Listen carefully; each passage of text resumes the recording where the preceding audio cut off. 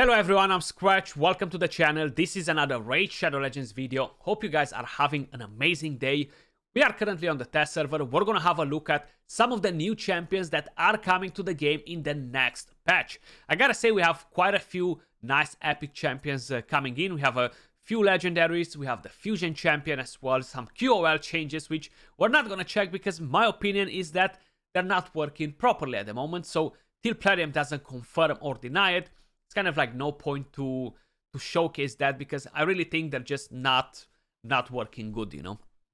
But before we move over to talk about champions, guys, I just want to let you know, if you enjoyed the music you hear in the video, I partner up with Soundstripe. They have an amazing music library. So if you're a content creator, a music enthusiast, looking to keep your content safe from copyright strikes, or just looking for some new playlist to jam while you're at the gym, going for a run, or while you're at home chillaxing, definitely head over and check them out. The link will be in the description down below or in the pinned comment. Plus, I can save you 20% on checkout by using code Skratch. Talking about new champions. At the High Elves, we got a new epic right here.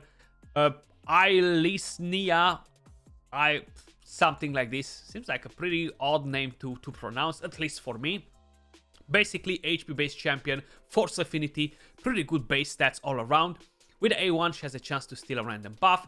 With the A2, fully booked, will be on a 3-turn cooldown, and she will have a 75% chance to remove all the immunity from the opponents before attacking.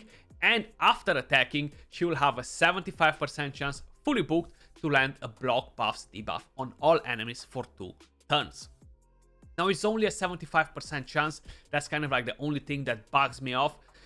You can't really rely on her for Hydra, but she's still fairly interesting. Like, you could use the champion. With the A3, on a 4-turn cooldown, fully booked, places a shield buff on all allies for 2 turns and is equal to 20% of this champion's max HP. Considering that she has such a high base HP, this shield should be pretty nice. Then places a strengthen buff on all allies for 2 turns. Moving over to the passive, heals this champion by 30% of their max HP whenever a shield buff placed by this shield of the Aravia skill, so her A3, expires, is removed, or is broken by an enemy attack. Now, I love the design on the champion. I love the armor, looks really cool, the shield. So they've done an amazing job. Out of all the epics, I feel like she is the weakest. So the other two are actually pretty good, and she's fairly decent as well, you know. Then we have the legendary champions. Of course, we have Elsgor, Crimsonhorn. This is the partner of the fusion champion. Force Affinity, HP base. With the A1, attacks one enemy, heals the champion by 20% of the damage dealt, and increases the duration of 2 random debuffs on the target champion by a turn. With the A2, attacks all enemies. 100% chance fully booked to remove 2 random buffs from all enemies. If Chutney is on the same team, he's gonna remove all the buffs, even if it lands as a weak hit, and places a continuous heal buff on all allies for 2 turns. This is gonna be on a 3-turn cooldown, fully booked, and honestly, Crack the Sky sounds like something nasty, like a massive hit, right? Like, only something like that can crack the sky. So, probably, he might hit hard, or maybe it's just a bait and he's not gonna hit hard. The A3 fully heals a target ally on a 4-turn cooldown, fully booked, and places a block damage buff on all allies for 2 turns, which is definitely really nice. Another champion for Clan Boss, for Unkillable, another champion for the Iron Twins Fortress, another champion maybe even for Arena, especially if he hits hard. Then the passive, when attacked, has a 50% chance of placing a decreased speed debuff on the attacker for 2 turns. Now this screams Iron Twins Fortress. Cheese it with the Painkeepers and you're gonna get this right. The chance increases to 100% if Chutney is on the same team. We have a resistance aura in all battles by 60. Then of course we have Chutney, the fusion champion.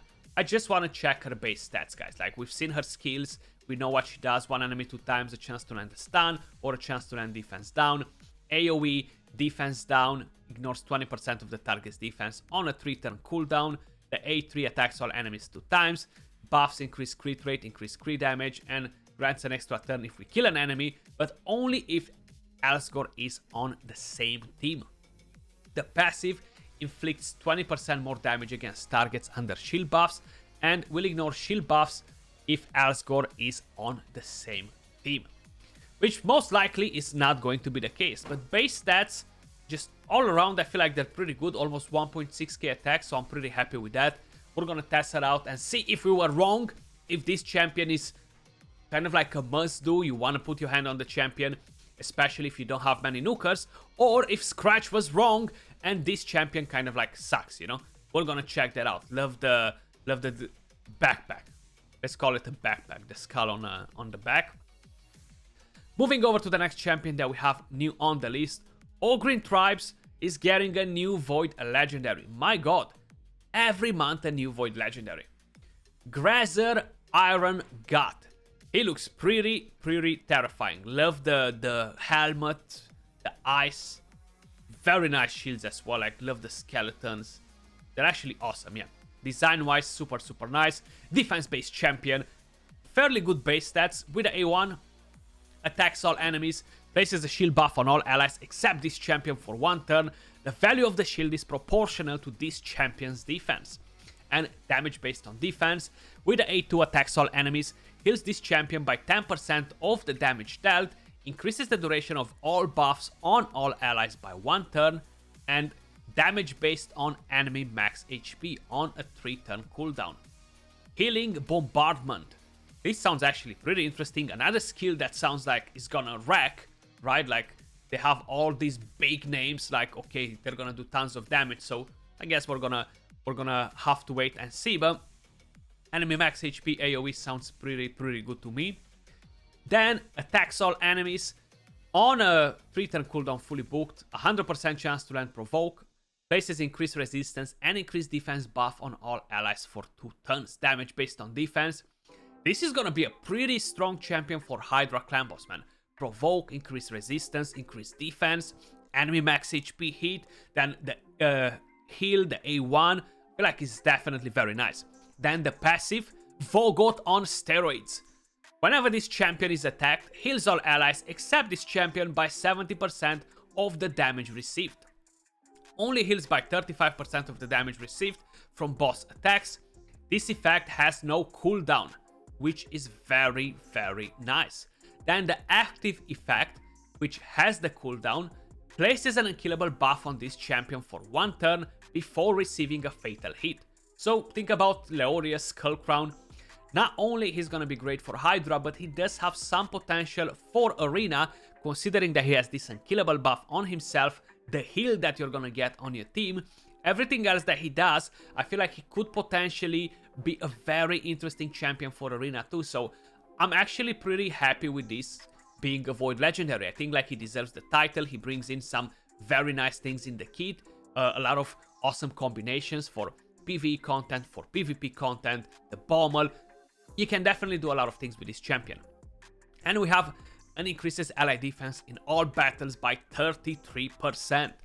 Awesome stuff. He might be on my most wanted after Yumeko. Moving over to the next champion that we have on the list. Seems like we missed an epic from here, my bad. And that's Vusgar. Pretty interesting. Look at the back. Love this on his back. Like, he's awesome, right? That blue color, I don't know, it's just super nice. He's a HP champion, Spirit Affinity. Pretty good base stats all around. With the A1, attacks one enemy 4 times. Each hit heals the ally with the lowest HP by 2% of this champion's max HP. With the A2, heals all allies by 10% of this champion's max HP on a 3-turn cooldown fully booked, and places a counterattack buff on this champion for 2 turns. With the A3, and here is where the disappointment starts. On a 3-turn cooldown fully booked, places a reflect damage buff and a shield buff equal to 20% of this champion's max HP on all allies for 2 turns. You know what's the problem? If you have shield, when the Fire Knight smacks you, the reflect damage doesn't proc because the shield is still there. Okay, so that's a massive issue, because this champion could replace Valkyrie in the Fire Knight, man. This champion has that potential. But because the reflect damage buff doesn't work like that, it's not that powerful. It's not gonna be such such a game-changing thing as a lot of people would expect. I've tested it already. I'm gonna drop some videos later on, so keep an eye for that. Still, we might be able to play around with him and make it work somehow. Maybe Plarium is planning to change this thing in the Fire Knight, because I feel like it's definitely needed. This will allow us to use champions like him instead of Valkyrie to kind of like cut down on a must-have Valkyrie for Fire Knight hard mode, you know, that sort of a situation. Then the passive, very interesting as well, restores destroyed max HP whenever this champion heals themselves or an ally. The amount of HP restored is equal to 30% of the heal. Pretty interesting. So that's a pretty good epic champion. I think it's a pretty solid one. I just wish the reflect damage would interact a bit different with the Fire Knight and the shield on our team. That's the main issue that we have on. Sylvan Watchers. We are getting one more champion. And in my opinion, this is a very solid epic champion. I'm a massive fan, and once I'm gonna pull him, he's definitely gonna be part of my Fire Knight team, unless they are releasing some more OP champions in the meantime. Support, Magic Affinity. Really decent base stats for a support champion. Not that tanky how we would like him to be. But with the A1, attacks one enemy 3 times. Each hit has a 35% chance fully booked of placing a freeze debuff for 1 turn. Now freeze will decrease the turn meter on the Fire Knight. It's only a 35% chance, but it's each hit, unlike Shirimani where it's only one of the hits. So that's actually pretty nice. With the A2, AoE attacks on a 3-turn cooldown, attacks all enemies 2 times. Each hit fully booked will have a 65% chance of placing a freeze debuff for 1 turn. Guess what? This is gonna be very helpful on the waves to ensure that your run is gonna be more successful. Sometimes on stage 10 hard mode, regardless of whatever team you're using, it can happen that the waves will wreck one of your champions, and that will make you lose the fight when you get at the boss. The A3 places an increased speed buff on all allies for 2 turns and fills the turn meter of all allies by 15% on a 3-turn cooldown. Now this is great, man, because you have the freeze, you have the increased speed, so now we can finally say that, okay, freeze champions might be an option for the Fire Knight. Not all of them, but at least this particular champion will actually enable us to manipulate a bit the turn meter, get the increased speed, control a bit the waves, and have our run to be a bit more successful. The passive Snow Dancer fills this champion's turn meter by 5% for each freeze debuff placed by this champion. So this is what we have in at the moment, guys. Of course, I'm gonna drop a guide on him later on, the other epic too, so we're gonna test quite a few things today. I don't think I'm gonna stream live on Twitch TV today, but if I do, I'm gonna keep you guys posted on the community tab in my Discord. If you haven't joined my Discord, the link will be in the description down below. But this is what we have in terms of champions. Now I know at the beginning I mentioned, guys, I'm not gonna showcase all the QOL changes because I find it pretty pointless. So what they changed in terms of filter, I don't like it already. I'm not used to it. So right now you have priority stats over primary stats and substats. Like, it's making it hard to go and to scroll down to find the gear. Like, where do you want to do this? Okay, I wanna equip some gear on one of my champions, you know, and let's just say this one. So we found right here, we go to filter, fitting, equipped, and now I gotta go down there, I gotta click that, I gotta click that. Like, there's so many different things to click on. But let me just show you one thing that I think is not working properly. So we go on speed. I wanna have high speed, so that shows triple rolls already. 1, 2, 3.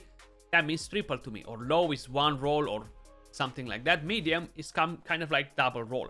When you go on high, and you would expect to see high speed, not double roll, 1 roll on speed, or sometimes no roll on speed, or no speed whatsoever. Like, why am I even seeing things that don't even have the speed on? That's why I said this is bugged. It's not working as intended, in my opinion. So we're definitely gonna have to wait for them to fix them. Hopefully they're gonna fix them before they actually release them in game. Now, the auto sell feature is something that I haven't actually checked just yet. But if we're gonna head right here, multi-battles, gear filter, off, on, it's definitely nice to have it. So there we go.